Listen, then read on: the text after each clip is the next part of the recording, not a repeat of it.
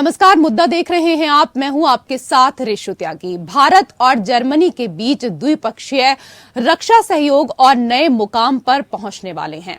Germany से 6 विध्वंसक पनडुब्बियों की खरीद का खाका तैयार होने के बाद अब हिंद प्रशांत क्षेत्र में दोनों देश चीन के खिलाफ बेहद आक्रामक रुख अपनाने वाले हैं। समंदर में भारत का रक्षा कवच तैनात होने वाला है, जिसके जरिए अब भारत और जर्मनी हिंद प्रशांत क्षेत्र में मिलकर चीन की दादागिरी का समूल नाश कर देंगे।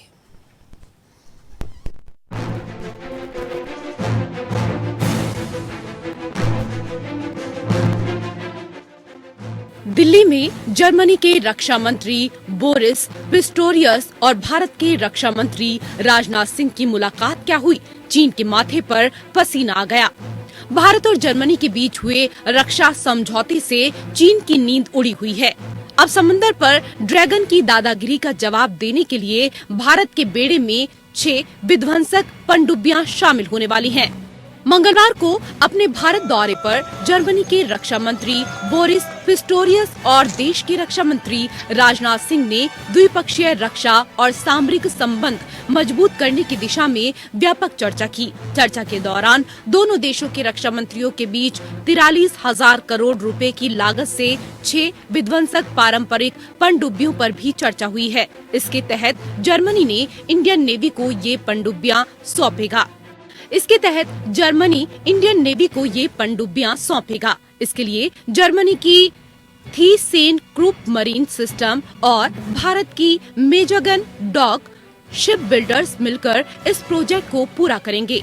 जर्मनी और भारत के अधिकारियों ने बताया कि जर्मनी के रक्षा मंत्री पिस्टोरियस और भारत के रक्षा मंत्री राजनाथ सिंह के बीच एक MOU साइन होगा। आपको बता दें कि 2 साल पहले जर्मनी की थीसेन क्रूप मरीन सिस्टम ने भारत में संयुक्त रूप से पनडुब्बियों को बनाने में कोई दिलचस्पी नहीं दिखाई थी, लेकिन रूस यूक्रेन युद्ध और चीन की रूस से नजदीकी और उसकी बढ़ती कूटनीतिक और सैन्य मुखरता के चलते पश्चिमी देशों, खासकर जर्मनी, भारत पर दाव लगा रहे हैं। दोनों देशों के रक्षा मंत्रियों की मुलाकात के दौरान भारतीय पक्ष ने जर्मन रक्षा मंत्री पिस्टोरियस को वास्तविक नियंत्रण रेखा LAC पर चीन की आक्रामकता के बारे में भी अवगत कराया और पश्चिमी देशों से पाकिस्तान को महत्वपूर्ण रक्षा प्रौद्योगिकियां मिलने के संभावित जोखिमों पर नई दिल्ली की आशंकाओं से भी अवगत कराया।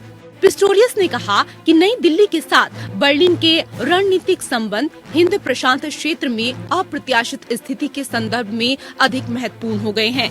हिंद प्रशांत क्षेत्र की स्थिति के बारे में पिस्टोरियस ने कहा कि जर्मनी और यूरोप ने राजनीतिक प्रभावों पर पर्याप्त ध्यान दिए बिना चीन के साथ आर्थिक संबंधों पर बहुत अधिक ध्यान केंद्रित किया। यह टिप्पणी संबंधित क्षेत्र में चीन की बढ़ती सैन्य आक्रामकता पर बढ़ती वैश्विक चिंताओं के बीच आई।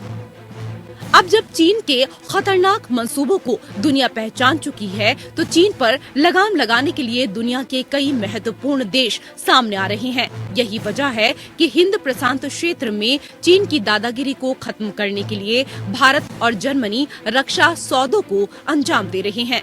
भारत को अपने पुराने बेड़े के कारण इस समय पनडुब्बियों की खास जरूरत है। भारत के द्वीपों पर पहरा बढ़ाने के लिए भारतीय नौसेना को कम से कम 24 सबमरीन की आवश्यकता है, लेकिन मौजूदा समय में भारत के पास सिर्फ 16 सबमरीन हैं। आपको बता दें कि इस बेड़े में 6 को छोड़ दें तो बाकी की उम्र 30 साल से ऊपर है और आने वाले समय में इसे सेवा मुक्त किए जाने की पूरी संभावना है। भारत क्वाड का सदस्य है। ऐसे में भारत चाहता है कि ऑस्ट्रेलिया, जापान और अमेरिका और बाकी यूरोपीय देश पनडुब्बी बनाने के लिए तकनीक को शेयर करें, ताकि समंदर पर ड्रैगन की दादागिरी का जवाब दिया जा सके। Bureau report, APN। तो समंदर में ड्रैगन पर लगाम को लेकर करेंगे मुद्दा में चर्चा। साथ ही इस विषय पर कई महत्वपूर्ण चीजों को भी हम समझने की कोशिश करेंगे। 2 विशेष अतिथि पैनल में हमारे साथ जुड़ चुके हैं। सबसे पहले उनका परिचय आपके साथ करा देते हैं। हमारे साथ जितेंद्र ओझा, जियोपॉलिटिकल एक्सपर्ट, जुड़ चुके हैं। नमस्कार सर, बहुत बहुत स्वागत है आपका हमारे खास कार्यक्रम मुद्दा में। और हमारे साथ पूर्व राजनयिक प्रकाश शाह भी इस वक्त जुड़े हुए हैं। सर, आपका भी बहुत बहुत स्वागत। जितेंद्र जी, पहला सवाल आपसे ही है। रूस यूक्रेन संघर्ष के दौरान भारत ने अमेरिकी लॉबिंग से अपने आप को अलग रखा। भारत के स्वतंत्र स्टैंड को प्रकारांतर से रूस के समर्थन में देखा गया और इसके कारण के रूप में भारत रूस की लंबी सामरिक साझेदारी को रेखांकित किया गया। भारत ने भी इसे स्वीकार किया है। जर्मनी जिस तरह पनडुब्बी डील को लेकर बेताब है, क्या भारत की सामरिक निर्भरता शिफ्ट कर उसे अपने खेमे में खींचने की कवायद है? देखिए, जियो पॉलिटिक्स में कई बातें ऐसी होती हैं जो अच्छी होती है, हम समझते हैं लेकिन कहते नहीं हैं जी जानने के बावजूद। आज देखिए कि पूरे पिछली शताब्दी में भारत के आजाद होने के बाद से लेके 2001 तक का अटैक जब होता है अमेरिका में, तब तक पश्चिम का रवैया हमारे फेवर में बिल्कुल नहीं था। हम सबसे बड़े प्रजातंत्र थे, लेकिन हर बार उन्होंने हमारी सुरक्षा की जो आवश्यकताएं थी उसको नजरअंदाज ही नहीं किया, बल्कि ऐसे कार्य किए कि जिससे हमारी सुरक्षा पड़ती थी। तो तब से देखा जाए कि 2001 के बाद बहुत सारी चीजें बदल गई हैं, हमें बिल्कुल धन्यवाद करना चाहिए वेस्ट का। लेकिन एक चीज भारत ने साफ किया है कि हम किसी के पिछलंगू बन के नहीं रह सकते हैं। दुनिया के हम सबसे बड़े प्रजातंत्र हैं, हमारे कुछ अपने विचार हैं, कुछ इश्यूज हैं और अपने जियोपॉलिटिकल इंटरेस्ट भी हैं। सिर्फ ऐसी बात नहीं है कि हम अपने इंटरेस्ट पे ही इससे ही गाइडेड हैं।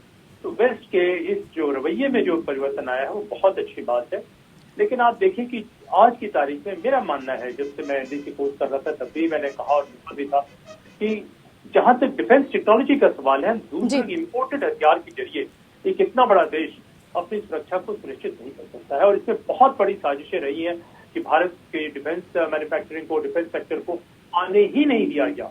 कि ऐसे बड़ी बड़ी इंटरनेशनल लॉबीज रही हैं जिन्होंने हमारे डिफेंस मैन्युफैक्चरिंग को सप्रेस करके रखा हुआ है। तो आज एक बात है कि वहां से अचानक हम जंप करके पहुंच नहीं सकते हैं, लेकिन बहुत बड़ा कि वेस्ट ने दिलचस्पी दिखाना शुरू किया। रशिया की तरफ से जो कुछ भी मदद आया, आप देखिए कि 1970 के दशक में या पहले भी उस मदद में हमेशा कोई वैसी कंडीशनैलिटी नहीं रही। लेकिन हाँ, आज की तारीख में एक और चीज आप ध्यान देखिए कि पिछले 5 से 10 साल में जितने समुद्र में चीन ने उतारे हैं वो जो है पूरे ईयू, भारत और तमाम देशों से अधिक है। आज की तारीख में चीन की पूरे नेवल वेसल्स जो है अमेरिका से भी ज्यादा है। तो ऐसी स्थिति में एक हमारे पक्ष में जरूर आता है ये बात कि ये जो है 6 कन्वेंशनल जो है सबमरीन हमारे पास आ रही है, तो बहुत बड़ा बूस्ट मिलेगा, इसमें इंटरिम ये रहेगा।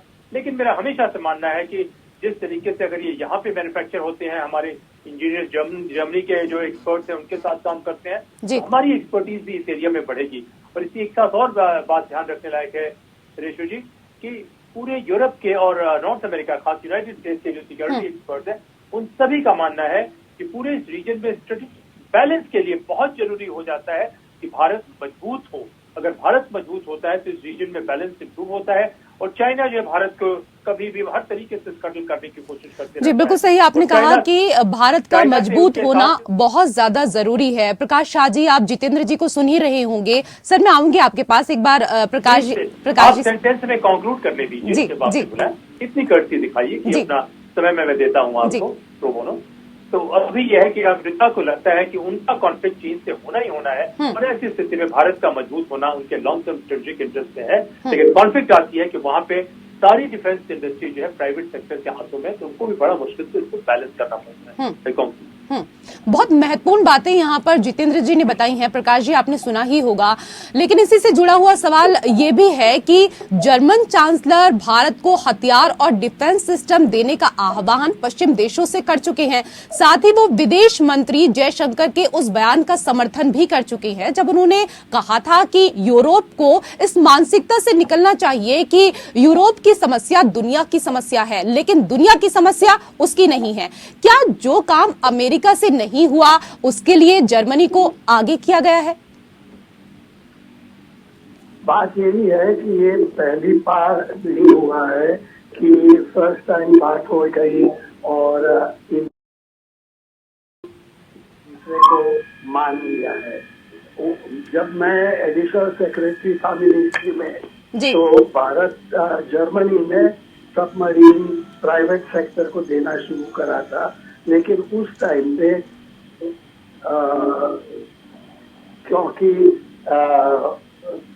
कांग्रेस गवर्नमेंट थी तो सरकार ने माना नहीं था ये करने के लिए।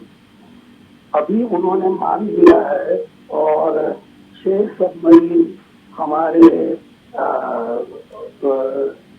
देश में बनेगा और 4-5 साल लगेंगे, लेकिन उस टाइम से भारत की मजबूती का स्ट्रॉन्गेस्ट पोजीशन जो है वो होना जारी है। तो इसके लिए हमारे को ये ऑस्ट्रेलिया, हिंदुस्तान, भारत और जापान, उनका जो साथ में हमारा प्रॉब्लम होने वाला है जी। हमारे जो उसके साथ सबमरीन बनाने वाले हैं हमारे जॉइंट वेंचर से, तो वो बनेगा और वो बनेगा तो 5 साल के बाद हमारे वहाँ ऑलरेडी मजबूती ज्यादा रहेगी और ये मजबूती जो बढ़ेगी तो चीनी को पता चलेगा कि ये जो है ये मजबूती ग्रेटनेस है और हिंदुस्तान 1962 का नहीं रहा हुआ है। ये आगे बढ़ रहा है, आगे जा रहा है और हिंदुस्तान नेवी के साथ ये जो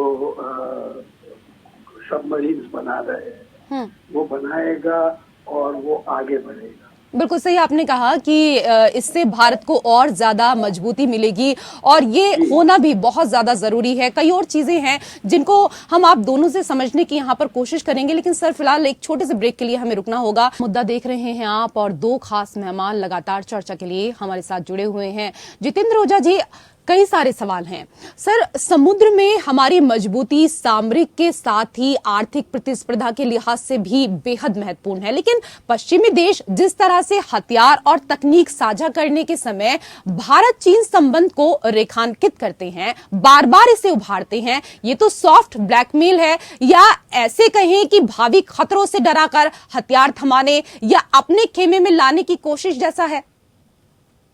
देखिए, ये एक बात ध्यान रखिए कि उनके एक मार्केटिंग भी रिक्वायर्ड है। कोई डिफेंस इंडस्ट्री है, उनको मार्केट चाहिए, तो इसको याद करके वो जरूर मार्केटिंग करना चाहते हैं, लेकिन खतरा है, ऐसी बात नहीं कि खतरा नहीं। दूसरी बात, अगर वो हथियार हम खरीदते भी हैं तो ऐसी बात नहीं, हमें भी बहुत सारा मौका मिलता है कि वे जॉइंटली मैन्युफैक्चर करते हैं, तो हम भी 2 स्टेप आगे जाते हैं। मेरा यही कहना है कि हम इसके ऊपर रुक नहीं सकते। ये एक इंटरिम में स्टेप है जो हमें पता है कि वेस्ट बेचना चाहता है, लेकिन वेस्ट में भी कई एक कंपटीशन है, ऐसी बात नहीं कि किसी की मोनोपोली। तो हमारे पास ये ऑप्शन है कि हम किससे ले सकते हैं, किससे नहीं ले सकते हैं।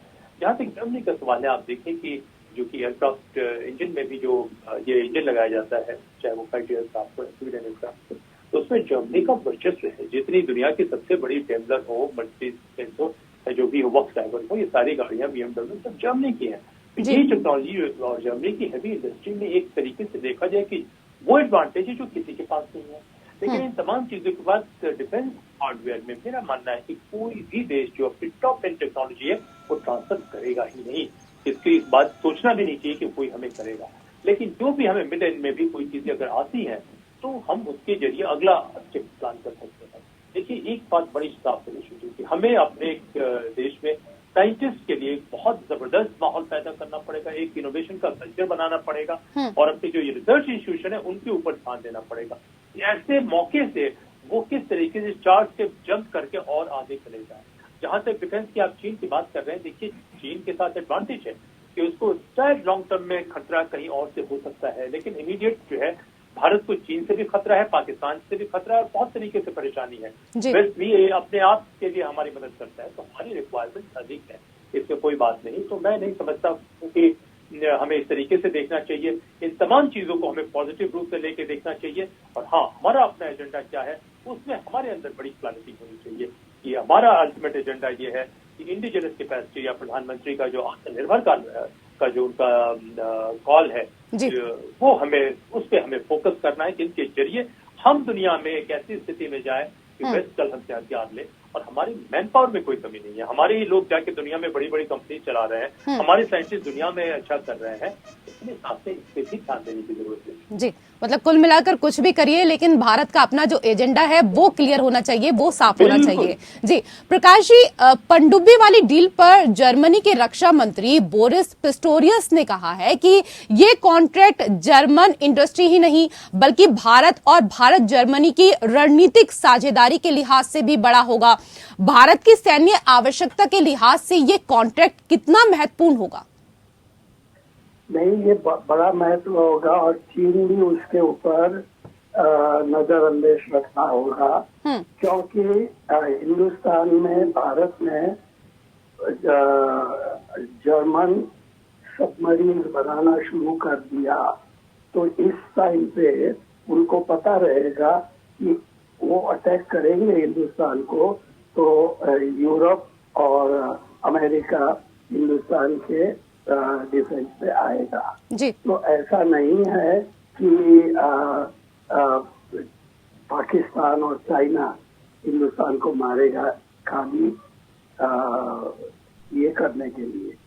तो ये उनका बात ये है कि हिंदुस्तान और जर्मनी, देखिए मैंने एक रिपोर्ट पढ़ा था कि भारत को नेटो में लाने के लिए एक ये हो रहा है, तो इसके लिए जो भारत को नेटो में लाने का जोर लगा रहा है, तो ये उसके अंदर एक स्ट्रेंथ है कि भारत को नेटो में लाने के पहले हिंदुस्तान को भी नेवल उसको स्ट्रेंथन करेंगे। नाउ हमारे जो इको जो इनका लेक्चर हुआ था चीफ ऑफ द नेवी का, वो बोल रहे थे कि हमारे आर्मी और एयरफोर्स को तो स्ट्रेंथ दे ही रहे हैं, और अब प्रॉब्लम है, इन्होंने भी कहा था कि अब हम नेवी को भी जोरदार बनाएंगे। तो ये जर्मनी के साथ जो हम कर रहे थे वो हमारे लिए अच्छा ही है। जी, जर्मनी के साथ जो मिलकर हम कर रहे हैं वो एकदम सकारात्मक पक्ष है, इसमें कोई इफ बट नहीं है। जितेंद्र ओझा जी, इस डील में एक सकारात्मक पक्ष ये भी है कि थीसेन क्रूप मरीन सिस्टम की पनडुब्बी नौसेना पहले से ही इस्तेमाल करती आ रही है, और वो कह सकते हैं कि हमारे लिए हमारे आजमाए हुए सहयोगी भी हैं। देखिए, एक बात मैं कहूंगा, थोड़ा सा मैं प्रकाश राज जी ने कहा कि अगर चीन से और पाकिस्तान से झगड़ा होगा, मारना शब्दों में बिल्कुल इस्तेमाल नहीं कर सकते, किसी की इतनी काबिलियत नहीं है कि हमें मारने की हिम्मत कर सके। लेकिन अगर झगड़ा होता है तो यूरोप या अमेरिका आएंगे, हमें इससे ये नहीं देना है, कोई आए या नहीं आए, हमें अपनी सुरक्षा के लिए खुद तैयार रहना है और किसी से अपेक्षा नहीं करनी है। जहाँ तक आप ये बात कर रही हैं इसकी सबमरीन की, देखिए सबमरीन में जब इसके पास करीब हमसे 4 से 5 गुना अधिक मैं कहूँगा कि चाइना के पास हमारे पास न्यूक्लियर पावर सबमरीन है। जब इसकी बात हुई तो ऑकस का उन्होंने, अमेरिका ने सीधे फॉर्मेशन किया और फ्रांस को भी बाईपास करके उन्होंने ऑस्ट्रेलिया को जो न्यूक्लियर पावर सबमरीन देने की बात की। तो इसमें देखें कि जो आजमाया हुआ तो ठीक है, हमें हमेशा देखना है कि हमारे चैलेंजेस क्या है, आज की रिक्वायरमेंट क्या है। 1962 तो बीत गया, हमें सभी को मालूम है, और 62 बीत गया, थोड़ी बहुत हमने सबक ली और 62 की बात भी नहीं करनी चाहिए। आज की तारीख में हम एक बड़े मेजर, दुनिया के 4 बड़ी शक्तियों में से हम एक शक्ति हैं। तो इस वजह से हमारी रिक्वायरमेंट क्या है कि चीन के पास, चीन की जो नेवल एसेट्स है उसको जरा देना। नेवल एसेट्स कैसे आते हैं, आपके ओवरऑल जो है जो इंस्टीट्यूशन है, आपकी हेवी इंजीनियरिंग इंडस्ट्रीज क्या है, आपकी कैपेसिटीज क्या है, आपकी रॉ मटेरियल क्या है, आपके यहाँ साइंटिफिक इंफ्रास्ट्रक्चर क्या है, तो इन तमाम चीजों से आता है। तो इन तमाम चीजों से आने के बाद जैसे मैंने कहा कि यह हमारे लिए विराम नहीं होगा, ये कंटेनमेंट की बात नहीं होगी। हमारा जो आखिरी लक्ष्य है उस लक्ष्य में एक बहुत महत्वपूर्ण कदम है, लेकिन हमें भी न्यूक्लियर पावर सबमरीन की आवश्यकता है। चाहे दुनिया से और खरीद के हम कर नहीं सकते, हर बार खरीद के नहीं कर सकते हैं, क्योंकि जो खरीदने वाले उनका है, जैसे यूरोप वगैरह में कॉस्ट बहुत अधिक है। तो हमें अल्टीमेटली तो इंडिजिनाइजेशन की तरफ ही जाएगा। तो जॉइंट मैन्युफैक्चरिंग की जो बात हो रही है वो बहुत बड़ी बात हो रही है कि ये हमारे यहाँ ही बनेगी, लेकिन हमारा ध्यान ये होना चाहिए कि इससे हम 2 स्टेप और ऊपर जाए। ये नहीं कि दूसरे ने कर लिया तो हम उसे कैचअप करें, कैसे हम उनसे 1-2 और कदम आगे जाएं। क्यों? क्योंकि आगे जाने के बाद देखिए झगड़ा होने के कन्वेंशन, ये रूस और यूक्रेन का एक अलग सा मामला है कि यूक्रेन बहुत छोटा कंट्री था, झगड़ा हो गया, लेकिन भारत और चीन में डायरेक्ट वॉर, किसी तरीके का वॉर, ये इसकी संभावनाएं कम है। और हमें मैनेज कैसे करना है, जैसे बैलेंस ऑफ पावर को बहुत लोगों ने कई दफे नकारात्मक तरीके से मना कर दिया है, लेकिन मैं समझता हूँ कि आज की तारीख में भी balance of power, strategic balance बहुत जरूरी है। अगर ये बैलेंस रहता है तो ये हमेशा डिटरेंट का काम करता है। तो हमें 4 स्टेप आगे जाना है। कंफर्ट लेवल तो है, ये एक स्टेप तो मिलेगा, लेकिन हमें 4 स्टेप आगे जाना है और आगे जाके चाइना को भी ओवरटेक करना है। अगर हम क्वांटिटी में नहीं कर सकते तो क्वालिटी में ओवरटेक करना है। उनसे भी ज्यादा एफिशिएंट न्यूक्लियर पावर्ड सबमरीन की हमें जरूरत है। अब ये एसिमेट्री के 5 गुना उनके पास न्यूक्लियर सबमरीन है, यानी टोटल सबमरीन है हमारे मुकाबले, ये हमें सूट नहीं करता। हाँ, चाइना के टोटल एरिया जो डिफेंड करना है वो भी चाइना का हमसे बहुत अधिक है, हमारा रिलेटिवली कम है, तो यहाँ पे एक एडवांटेज है। तो जब हम ये स्ट्रेटेजी प्लान करते हैं रितु जी, तो 50 क्यों फैक्टर्स को हमें ध्यान में रख के करना पड़ता है कि हम क्या है, हमारी क्या रिक्वायरमेंट है, कहाँ से खतरा आ सकता है, कहाँ प्रोबेबिलिटी अधिक है। तो इन तमाम इक्वेशन में जो है ये एक बहुत पॉजिटिव स्टेप है। बिल्कुल, ये बहुत पॉजिटिव है। निश्चित आश्वस्त हो जाए और यहाँ पे रुक जाए। बिल्कुल, और जर्मनी और भारत के रिश्तों को एक नया मुकाम मिलेगा। बहुत बहुत शुक्रिया आप दोनों खास मेहमानों का हमारे साथ इस चर्चा में जुड़ने के लिए। मुद्दा में मेरे साथ फिलहाल इतना ही। नमस्कार।